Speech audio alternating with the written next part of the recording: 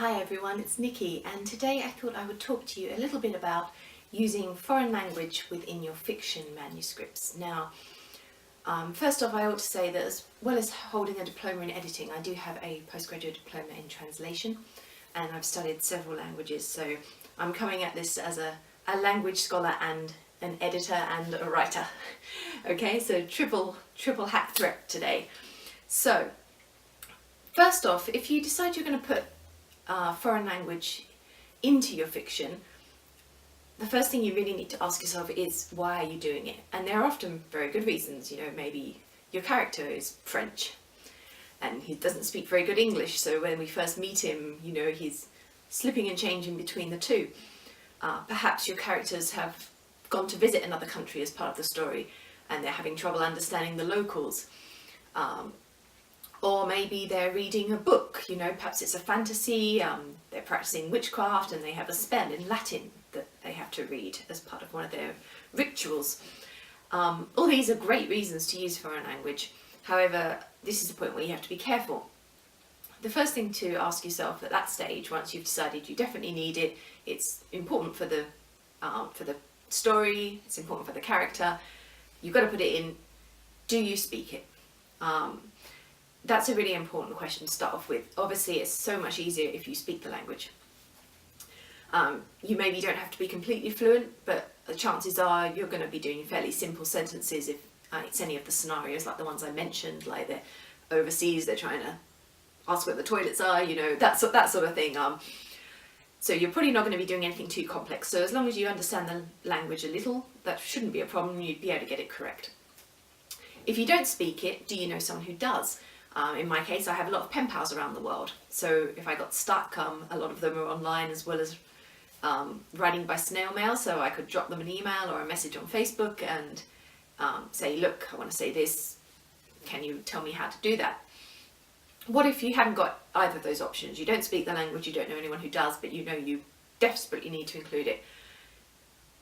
There is always Google Translate. Now, please don't rely on Google Translate. Over the years it has improved a little bit, however it's not perfect, and sometimes the sense in which you mean something can be completely different from what Google Translate thinks you mean. A good example of this is my sister was writing a letter to her French pen pal, and she decided to be a bit lazy and employ Google Translate. This is, you know, going back quite some years now. She'd only just started learning French at the time. But she plugged into Google Translate, "Thank you for the present." Now, Google Translate did not understand present meaning gift.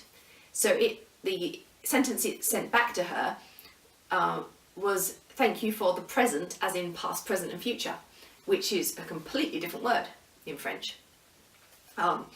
So of course the sentence made absolutely no sense whatsoever, but that's what Google Translate had told her. So you do have to be really careful if you're going to use that.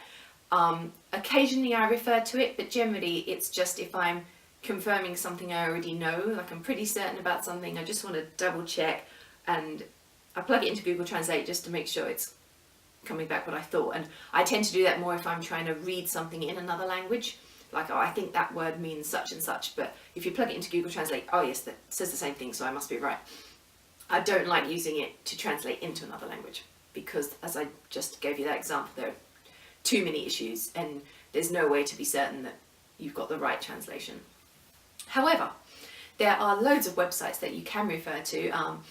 There are plenty of websites, I'll pop a link to one or two of them in the spiel below, where people look for pen pals, but you can also like just catch up with people and ask some questions.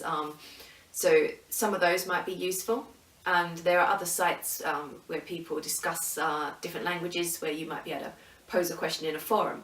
For example, I wrote some Celtic, Irish Gaelic in one of my stories years back, and I wanted to make sure the Irish Gaelic was correct because it's not something I speak. So I found a forum about Irish culture and Irish Gaelic in particular, got myself a login, went on there, said, look guys, I want to say these things, can you help me?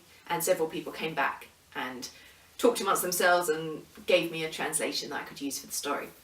So there are options, but that is one of the reasons why you need to be really certain that you want to use foreign languages. There's nothing worse that I've come across it in a few books, and authors decided to put some French in, and you know, perhaps they did high school French, but when I read their book, the French is incorrect, and I can tell the French is incorrect. So, you know, obviously if they're trying to market to French speakers as well, then that's going to be a bit appalling for them. So you don't want to make that mistake. If you're going to use foreign language, make sure you've got it right. And if you don't speak it yourself, you don't know anyone who speaks it, there are options, and have a search online, find language community, like chat groups, find forums, and just don't rely on Google Translate.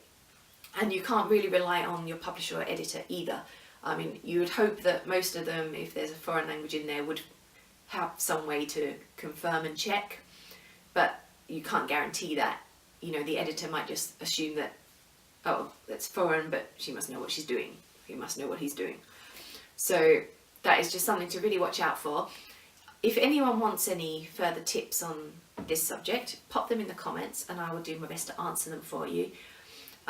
It's very, I would say, I should just add as well before I go, as well as avoiding Google Translate as the #1 resource, don't just rely on looking stuff up in a dictionary, because sometimes there are idioms that come into play. So you might not be able to just do a straight translation. You really have to understand all the grammar and the syntax and things like idioms and phrasing that may be slightly different from the English. So I hope that's been a little bit helpful and just given you a few thoughts on where to go. The most important thing is just to make your work as accurate as possible, and just as you wouldn't want historical inaccuracies in a historical fiction piece, you don't want language errors and mistakes, even if it's just one sentence. So consider all those options. Pop me a comment if there's something you want to ask, and I will see you all again very soon with another video. Bye for now.